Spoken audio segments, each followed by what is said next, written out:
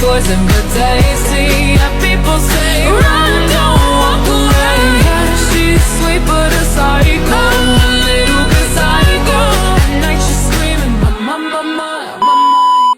Halo semuanya, perkenalkan nama saya Aurelia Mutiara Anggo. Saya dari kelas 10F, siswi SMA Santo Franciscus Xaverius Ruteng. Pada kesempatan kali ini, saya akan membahas materi tentang ekosistem. Ekosistem adalah sistem kompleks yang terdiri dari organisme hidup atau biotik dan lingkungan fisiknya atau abiotik yang saling berinteraksi. Interaksi ini membentuk sebuah jaringan kehidupan yang dinamis dan saling bergantung. Pemahaman mendalam tentang ekosistem sangat penting untuk menjaga keberlanjutan lingkungan dan kehidupan di bumi. Komponen ekosistem.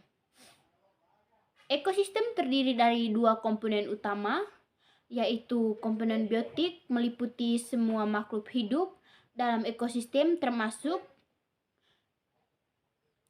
produsen organisme atau autotrofs seperti tumbuhan yang menghasilkan makanan sendiri melalui fotosintesis. Mereka membentuk dasar rantai makanan.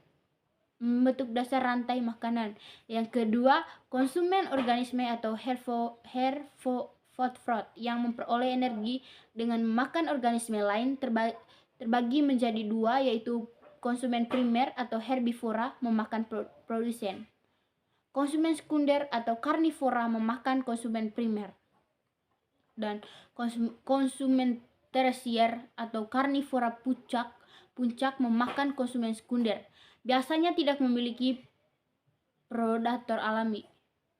Konsumen omnivora memakan produsen dan konsumen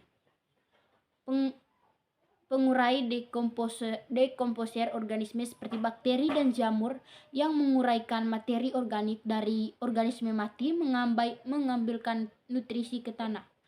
Komponen abiotik meliputi faktor-faktor fisik dan kimiawi yang mempengaruhi kehidupan organisme termasuk yang pertama suhu, mempengaruhi lanjut metabolisme organisme. Yang kedua air, esensial untuk kehidupan, berperan dalam fotosintesis dan proses biologis lainnya. Yang ketiga cahaya matahari, sumber energi utama untuk produsen. Yang keempat tanah, menyediakan nutrisi dan tempat tumbuh bagi tumbuhan. Yang kelima udara menyediakan oksigen untuk respirasi dan karbon dioksida untuk fotosintesis. Yang keenam pH, tingkat keasaman tanah dan air mempengaruhi kehidupan organisme. 7 mineral, nutrisi penting bagi pertumbuhan, tumbuhan dan hewan. Interaksi dalam ekosistem. Interaksi antara komponen biotik dan abiotik membentuk jaringan makanan yang kompleks. Energi mengalir melalui rantai makanan dari produsen yang konsumen dan akhirnya ke pengurai. Nutrisi juga bersirkulasi melalui siklus biogeokimia seperti siklus karbon, nitrogen, dan air.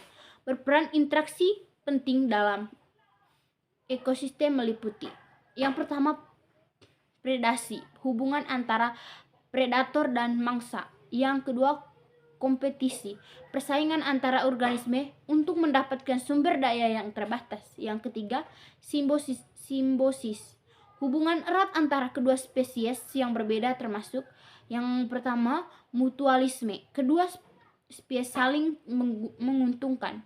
Yang kedua komensialisme, satu spesies diuntungkan seperti spesies lain tidak terpengaruh. Yang ketiga parasitisme, satu spesies diuntungkan, spesies lain dirugikan. Di tipe ekosistem dapat diklarifikasikan berdasarkan berbagai faktor termasuk lokasi geografis dan karakteristik lingkungannya. Beberapa tipe ekosistem utama meliputi ekosistem darat seperti hutan, hujan tropis, padang rumput, gurun dan udara, dan tundra. Ekosistem air tawar seperti danau, sungai dan rawa. Ekosistem air laut seperti laut, samudra dan terumbu karang. Keanekaragaman hayati Keanekaragaman hayati merupakan kekayaan spesies dalam satu ekosistem. Keanekaragaman hayati yang tinggi menandakan ekosistem yang sehat dan stabil. Kehilangan keanekaragaman hayati dapat mengancam keseimbangan ekosistem dan layanan ekosistem yang penting bagi manusia. Di sini juga saya akan membahas peran manusia. Manusia memiliki dampak yang signifikan terhadap ekosistem baik positif maupun negatif.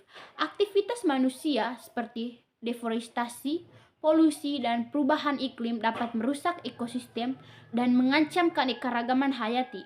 Oleh karena itu, penting untuk menjaga kelestarian ekosistem melalui praktik-praktik berkelanjutan.